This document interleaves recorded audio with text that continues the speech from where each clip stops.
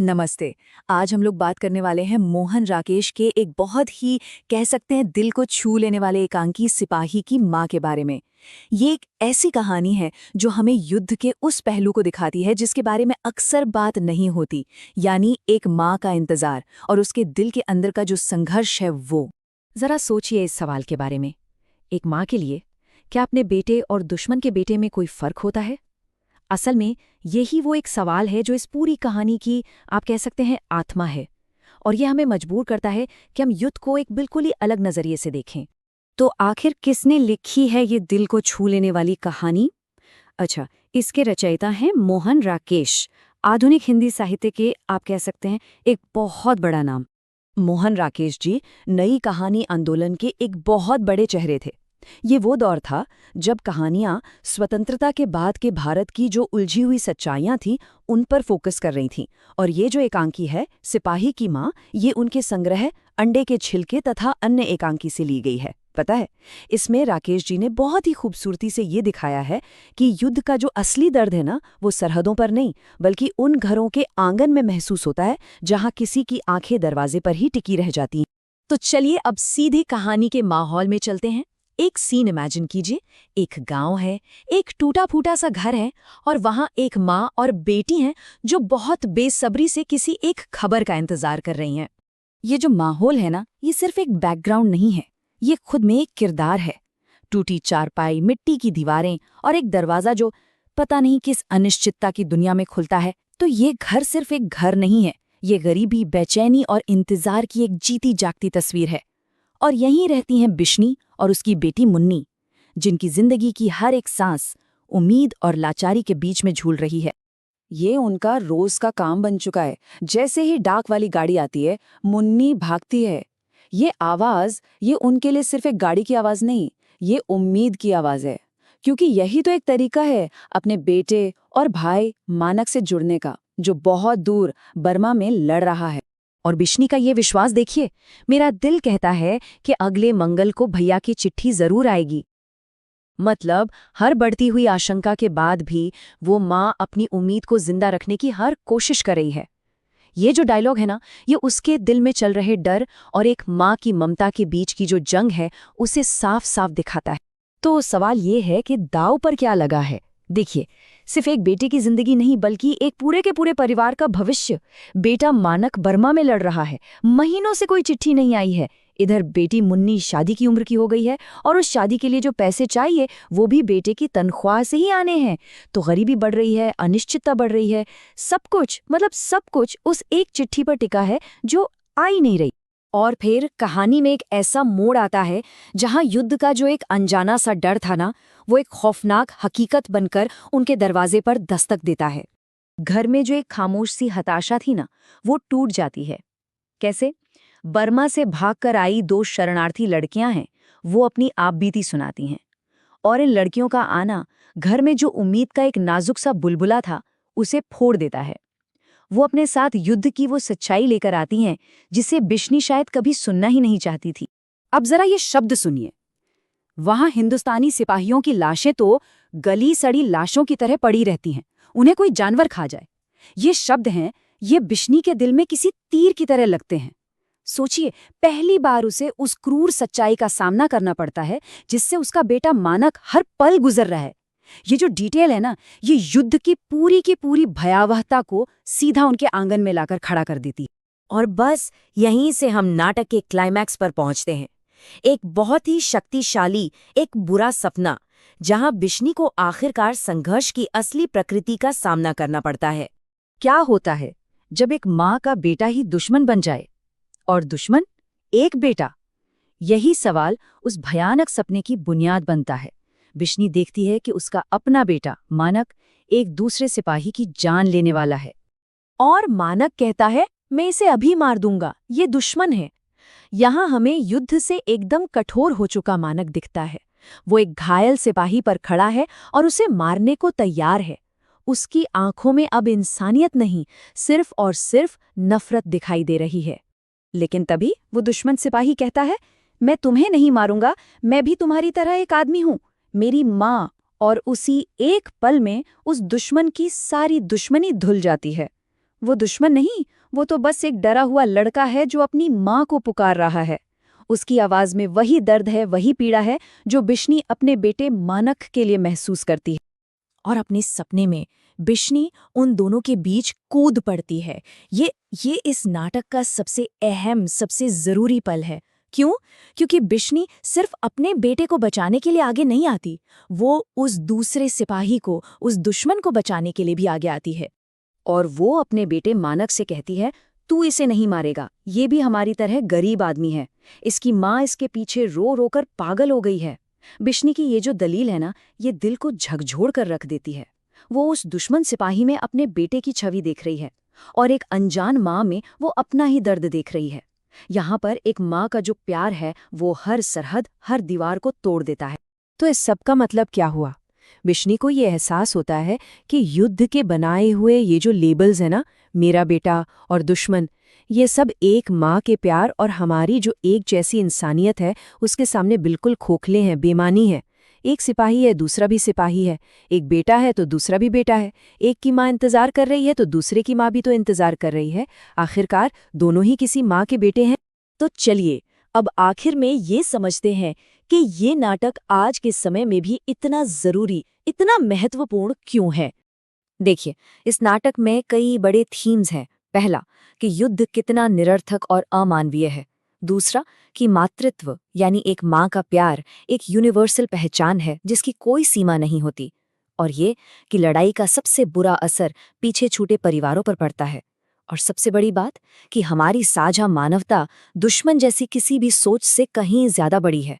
तो सिपाही की माँ सिर्फ एक कहानी नहीं है, ये लिटरेचर के जरिए दिया गया एक बहुत ही शक्तिशाली एंटी वॉर स्टेटमेंट है। मोहन राकेश हमें याद दिलाते हैं कि युद्ध में सबसे भारी कीमत वो लोग चुकाते हैं जो कभी लड़ते ही नहीं। और यही एक बात इस कहानी को टाइमलेस बना देती है। तो आखिर में हम सब इसी सवाल पर आकर रुक जाते हैं, युद्ध में असली दुश्मन कौन है?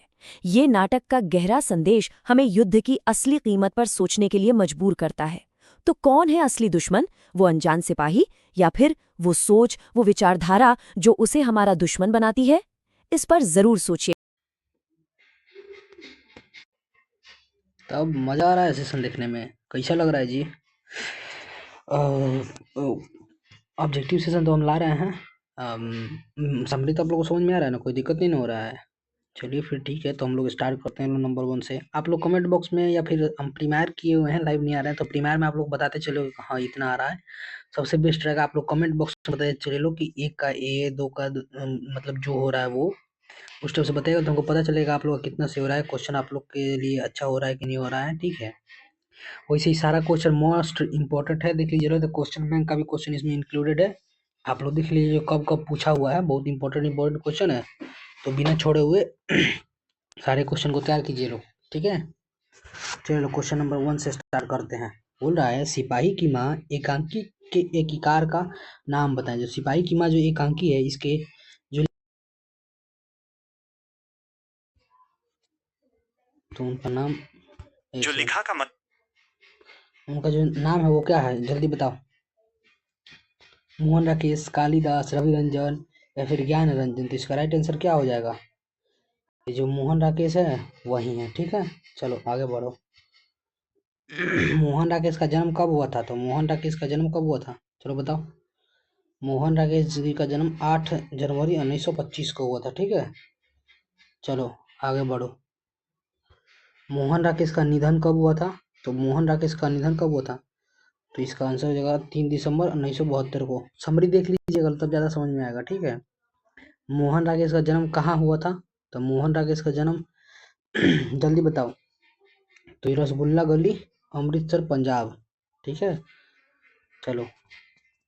मोहन राकेश का बचपन का क्या नाम था? तो जो मोहन राकेश के बचपन का नाम क्या था, उसका राइट आंसर क्या हो जाएगा? मदन मोहन गुगलानी। ठीक है, चलो। मोहन राकेश चरित्र एकांकियों के नाम बताएं। मोहन राकेश का जो चरित्र एकांकी था उसका नाम क्या था? तो यहाँ पे आषाढ़ का एक दिन ही नहीं था इनका।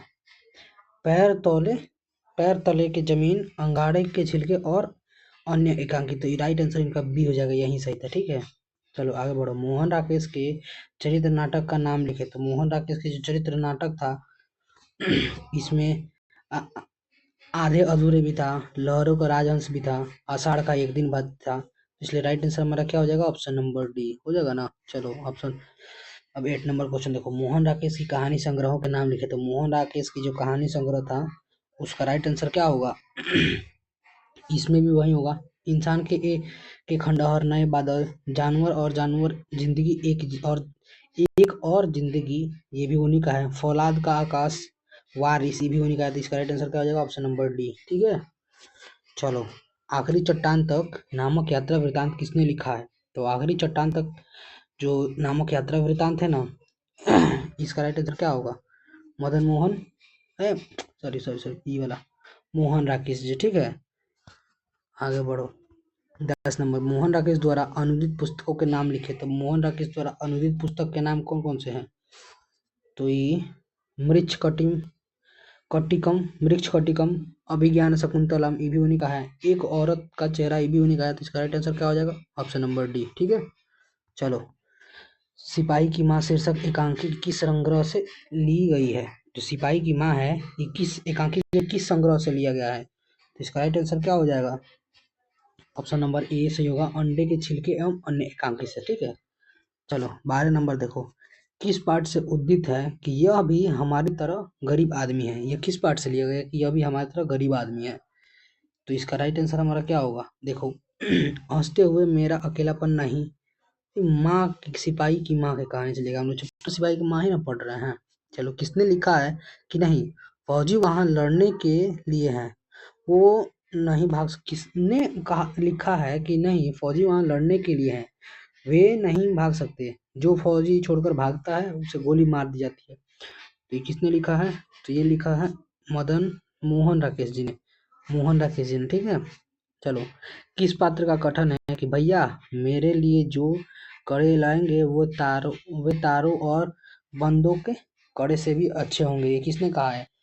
तो मुन्नी ने कहा, विष्णु ने कहा, दानू ने कहा, फिर कुंती ने कहा। तो ये मुन्नी ने कहा था। ठीक है, मुन्नी कौन थी? तो उसकी छोटी बहन थी। उसकी माँ का नाम क्या था? तो उसकी माँ का नाम क्या था? कमेंट बॉक्स में बता दो। और उसकी पड़ोसी जो चाची थी उसका नाम क्या था वो बताओ। ठीक है, चलो 15 नंबर, मोहन राकेश किस आंदोलन के प्रमुख हस्ताक्षर थे? मोहन राकेश किस आंदोलन के प्रमुख हस्ताक्षर थे? तो इसका राइट आंसर क्या होगा? एक सेकंड, हाँ, बड़ी कहानी आंदोलन नहीं, नई कहानी आंदोलन के, ठीक है, हस्ताक्षर से। किस पाठ में आया है कि वह वर घर देखकर ही क्या करना कुंती? वर घर देखकर ही क्या करना कुंती? मानक आए तो कुछ हो भी, तभी पता। तुझे पता ही है आजकल लोगों के हाथ कितने बड़े हुए हैं। तो ये किस पाठ से है? तो ये सिपाही की माँ के पाठ से है। ठीक है, वो जो कुंती उसकी जो चाची आती है वो आती है उसके अपने बेटी के विवाह के बारे में बताने की, मेरी बेटी का विवाह हो गया है, मतलब लग रहा है, इसका भी हाथ पीला करवा दो, बड़ी हो गई है, सियानी हो गई है। तो इसलिए उसने कहा था, जो इसी सिपाही की मांग के पाठ से लिया गया। ठीक है, चलो आगे बढ़ो। राकेश मोहन के पिता माता का क्या नाम था? तो राकेश मोहन के जो माता पिता का नाम था वो उनका क्या नाम था? पिता का नाम था बच्चन कौर, माता का नाम था करमचंद गुलानी। ठीक है, चलो, सिपाही की माँ निम्नलिखित में से कौन? सिपाही की माँ निम्नलिखित में से कौन है? चुन्नी है, बिस्नी है, किशन है, किसनी है या फिर मुन्नी है? तो इसका राइट आंसर क्या हो जाएगा? ये बिस्नी है। ठीक है, चलो, कुंती किसको बैसाख में कुंती किसको बैसाख में चली जाएगी की चर्चा करती है? तो सुधिया को, रनिया को, धन्नो को या फिर मुनिया को? तो धन्नो को, धन्नो उसकी बेटी थी ना, उसी के बारे में बता रही है, बैसाख में चली जाएगी, उसकी शादी हो जाएगी। ठीक है, मानक क्या है? तो मानक पहलवान है, खिलाड़ी है, शिक्षक है या फिर सेना का सिपाही है? तो वो क्या होगा? सेना का सिपाही है। ठीक है, चलो आगे बढ़ो। कैसा लग रहा है कमेंट बॉक्स में बता दीजिए। चलो, कितना सही अभी तक 20 में कितना सही हुआ कमेंट बॉक्स में जल्दी जल्दी बताइए रहो तो।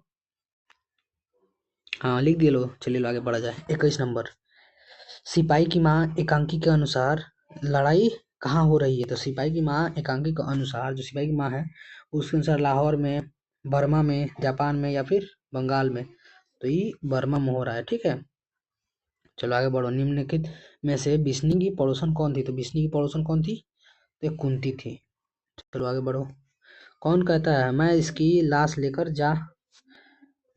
लाश ले जाकर चील और कौवों के आगे डाल दूंगी? मानव कहता है, चौधरी कहता है, सिपाही कहता है, दीनू कहता है, या फिर चौधरी कहता है? तो इसका राइट आंसर क्या हो जाएगा? इसका राइट आंसर हमारा हो जाएगा, ये जो सिपाही था ना, वो कहता है कि इसके लाश को ले जा करके चील कौवों के आगे डाल देंगे। सिपाही की माँ एकांकी की कथा वस्तु है। सिपाही की माँ एकांकी की कथा वस्तु क्या है? निम्न मध्यम वर्ग की, उच्च वर्ग की, उच्च मध्यम वर्ग की, या फिर निम्न वर्ग की? तो इसका राइट आंसर क्या हो जाएगा? ये तो निम्न वर्ग के थे ना। वो इसलिए काम करने बेचारा फौज में गया था ताकि उसको पैसा मिले तो अपनी बहन की शादी करा पाए, इसलिए इसीलिए नहीं गया था। तो निम्न वर्ग परिवार की होगा। मुन्नी कौन थी? तो सुकनी की बेटी, रजनी की बेटी, शिवानी की बेटी, या फिर बिस्नी की बेटी? तो मुन्नी कौन थी? तो बिस्नी की बेटी थी। ठीक है, चलो आगे बढ़ो। सिपाही की माँ एकांकी में बिस्नी चारपाई के पास मोड़े पर बैठी क्या करती दिखाई देती है? तो सूत काटती, स्वेटर बुनती, चटाई बिछाती, या फिर चावल चुनती? तो इसका राइट आंसर क्या होगा? चलो 26 का आंसर बताओ तो यहाँ पे ऑप्शन नंबर जो ए में बता रहा है ना, सूत काटती, वही होगा। ठीक है, चलो आगे बढ़ो। मोहन राकेश चरित नाटक संग्रह है। मोहन राकेश द्वारा जो रचित नाटक संग्रह कौन सा है? उत्तर प्रियदर्शी, पहला राजा, सत्य हरिश्चंद्र, आषाढ़ के एक दिन? तो इसका राइट आंसर क्या हो जाएगा? ये जो हम लोग ऊपर पढ़े थे लो, आषाढ़ के एक दिन। ठीक है, चलो। सिपाही की माँ शीर्षक एकांकी में कुंती कौन है? तो सिपाही की माँ जो शीर्षक एकांकी है ना, इसमें कुंती बिस्नी की पड़ोसन है।